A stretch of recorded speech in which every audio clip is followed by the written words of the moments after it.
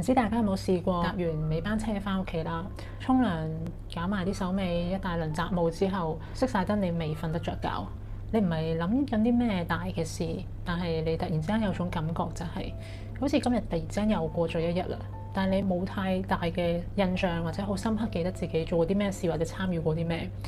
咁你開翻部電話再去睇下啲 message 啊，睇下人哋嘅社交動態啊、媒體啊，所有 message 湧出嚟啦。咁你慢慢睇，慢慢睇，冇特別唔開心嘅感覺，但係有一種好輕微嘅空虛感啦。如果要形容嘅話，就好似係人生入面有唔同事件，就好似喺隧道入面有唔同一架一架車咁樣行緊，而你只係企喺一邊望住啲車行，冇咗種主導權嘅感覺。究竟你而家過緊嘅生活有幾多係你自己願意啊？你有意識去選擇嘅呢？如果你有試過呢一種感覺呢，今次介紹呢一本書就十分之適合你啦，就係蔡康永情商課第3啦。你願意，人生就會值得。其實就係從呢一種無聲嘅狀態入面開始拆解，究竟點解人會活到某一個階段就開始唔再感覺到自己呢？又係我阿 Billy 啊，知識有價啦，咁希望大家開始之前啦，幫手 like 啦、share 啦，同埋 subscribe 啦，繼續俾多少少動力我去支持我為大家用真人說書啦。咁今次為大家帶嚟本書入面啦，就係用咗一句幾樸實嘅説話去講穿咗一個痛點嘅，就係人生咧發生嘅事啦，佢唔會自己識得 turn 做值得嘅，而係你要識得願意去選擇、去體會、去覺察，先至會令到唔同嘅事變得值得。好多人咧以為願意嘅意思真係積極啦、正面啦，你要去選擇人生咁樣啦。但係如果用作者嘅版本去睇咧，佢係更加接近一件事，就係你有冇勇氣去承認，其實你係有好多嘅時候、好多時刻，你去做選擇嘅時候，你係唔願意。譬如話唔願意 OT，但係你 O 咗啦；唔願意去出席一啲社交嘅活動，但係你都出席咗啦；唔願意妥協啊，唔願意配合氛圍，但係你都一一做咗。香港嘅環境其實特別係進入咗呢一種狀態嘅，即係你會同老細講你冇乜問題啦，對於 project 嘅 deadline，但係其實你心入面覺得係唔 make sense 嘅。喺屋企你會話是但啦，但係其實你只係懶得同屋企人爭拗嘅啫。喺關係入面啦，即係男女關係入面，你會話你想點就跟你啦。其實你已經慢慢咁樣收起咗自己嘅一套。咁作者唔會話呢一樣嘢係錯嘅行為嚟嘅。佢指出啦，當你講隨便嘅時候，其實你某程度都係放棄緊一部分嘅自己。當你太快去答應世界唔同嘅人啦、唔同嘅事啦，你就會慢慢失去咗同自己嘅對話。而失去咗對話之後咧，你會慢慢變得好安全，但係同時間都會有一種好空虛嘅感覺。好多人誤會咗一點啦，就係情商咧，其實唔係控制情緒，而係你夠唔夠膽承認你嗰下係有情緒。書入面其中一個好重要嘅點就係咧，佢唔係技巧嚟嘅，即係情商呢一樣嘢唔係技巧，而係一種感受嘅能力。當你試過接受一種唔開心嘅事，咁你咧就會即刻合理化咗嗰件事，然後你同時間亦都收起咗你嘅情緒。譬如就係話啦，你返工嘅時候，你上司話你啦，或者佢語氣重啲啦，可能你會有啲 moment 就係會心諗佢都係為公司好啫，或者有啲 friend 有時會藍剔咗你啦，然後你就會合理化做大家都忙啊，然後或者你同另一半關係比較冷淡啦，你會覺得呢排大家靜下啦，你都冇乜所謂咁樣。但係其實咧，你越快去嘗試解釋你嘅情緒咧，就會越快失去咗理解你自己本身情緒嘅機會。放喺香港生活咧，其實都好常見嘅，就係因為效率啦，因為忍耐嘅文化啦，結果就係咧，情緒就會慢慢轉變咗一種係阻住你做嘢，或者阻住咗某種效率嘅一件事、一種狀態，而唔係去當係一啲訊號或者線索去理解自己嘅一個工具。久而久之啦，你嘅情緒可能慢慢就會俾你壓抑咗、唔見咗，但係你其實身體係會記住嘅。你開始會覺得好攰，但係講唔到點解。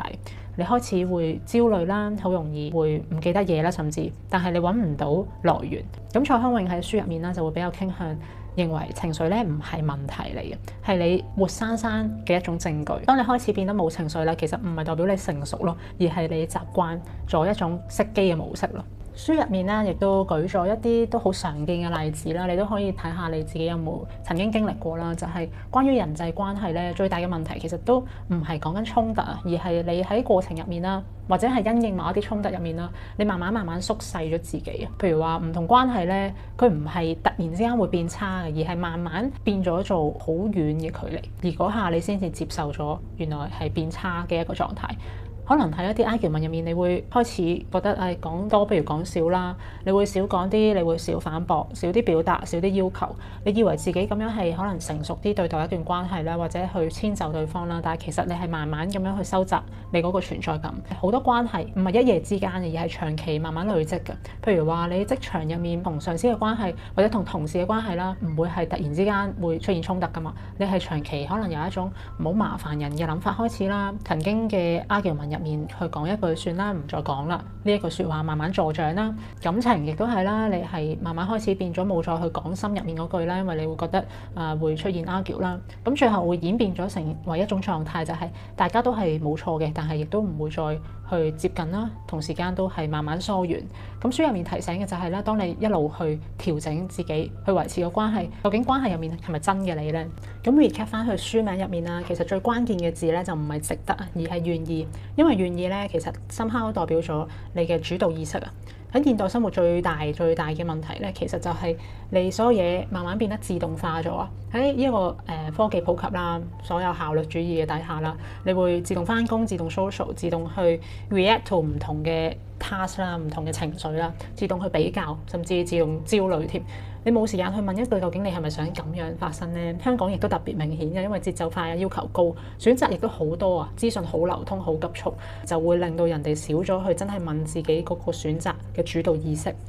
你諗翻你對上一次有冇一個 moment 係我知道我而家做緊呢一個選擇嘅一個意識，我知道我 make 緊一個 decision 或者係參與一個我願唔願意嘅決策呢？試下由今日開始啊，你去停止一個自動反應嘅意識，做每一個 under 一種狀態係你清楚覺察到自己意識到呢一個係一個咩選擇。舉例唔去一啲你唔想去嘅飯局啦，或者你嗰個 message 你唔想覆，你可以唔覆㗎。或者其實對自己啦一啲內觀嘅嘢就係承認一啲你一直喺度扮冇事嘅情緒啦，其實唔係淨係對外嘅回應嚟㗎，對內係特別緊要。呢一啲任何嘅微細嘅位置咧，先至係你人生嘅主權。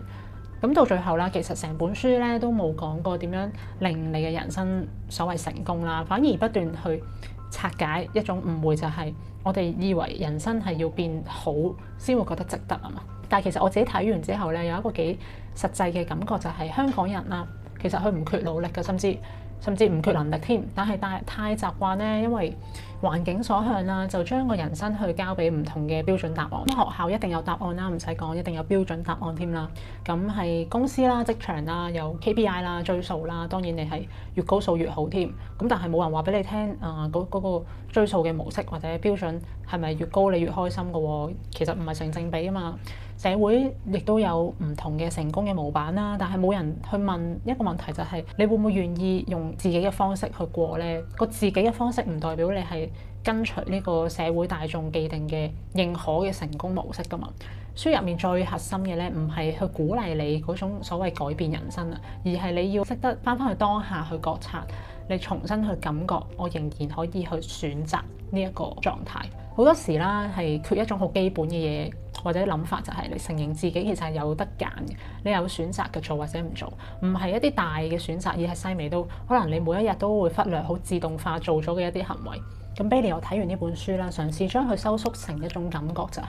對我嚟講最深刻嘅咧，佢提醒咗我人生嘅疲累感啦。好多時唔係因為你做得好多嘢，做得好密集，而係因為你做嘅嘢都可能唔係潛意識自己揀嘅。同一件事咧，如果你係願意做，你會叫做投入啦。但係如果唔係你去主導咁樣去選擇咧，會變咗做消耗咯。其實只係都要開始誠實咁樣去承認，你生活上面有一啲部分其實都已經唔係你願意嘅版本嚟嘅。但係你一直忽略呢件事咯，而可以做到改變嘅人係得你嘅啫。最後都留一條問題俾自己啦。如果你而家嘅人生啦，可以俾你去重新逐樣去問你究竟願唔願意啊？你會唔會發現其實可能有一半嘅選擇都係你一路以嚟嘅習慣嚟嘅啫。我係 Bailey，多謝你聽到呢一度啦。咁我哋下集見。記住知識有價啦，幫手 like、share 同埋 subscribe 真人讀書。Thank you。